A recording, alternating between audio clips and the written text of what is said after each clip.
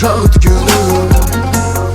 Arzuları söndürdüm, üfürüm, söndürdüm şam kimi, şam kimi. Bugün senin ad günün, gülüm sensiz berbat günüm. Geçir saat 12'ni, təbrik edirəm yad kimi, yad kimi.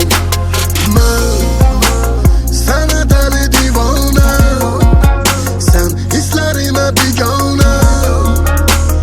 İnanmaram daha, mən aldanmaram daha, mən gətirsən də bəhanə. Yaş üstünə yaşarda, həsrətin gözlərimi yaşarda. Mən yollarında avara, bu ürəyi yalnız sənə etmişdim həvalə. Bir sonu var bu əhvalatın, sənə sərf etdiyim hər saatı, sənlə keçən geçmiş həyatı. Ad gününə hədiyəm olsun bugün sənin ad günün, bugün sənin şad günün. Arzuları söndürdüm, üfürüm, söndürdüm şam kimi, şam kimi. Bugün senin ad günün, gülüm sensiz berbat günüm. Geçir saat 12'ni, təbrik edirəm yad kimi, yad kimi.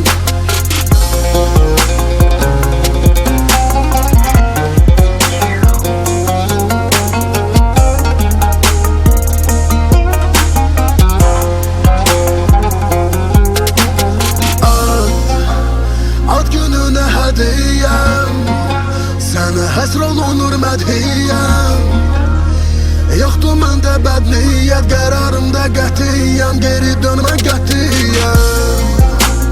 Budur verdiyin dəyər, gördüm kim nəyə dəyər. Ürək sənsiz göynəyər, mənsiz görsə nə deyər səni mənlə görənlər. Bir sonu var bu əhvalatın, səni sərf etdiyim hər saatı, sənlə keçən geçmiş həyatı. Ad gününə hədiyəm olsun bugün sənin ad günün, bugün sənin şad günün.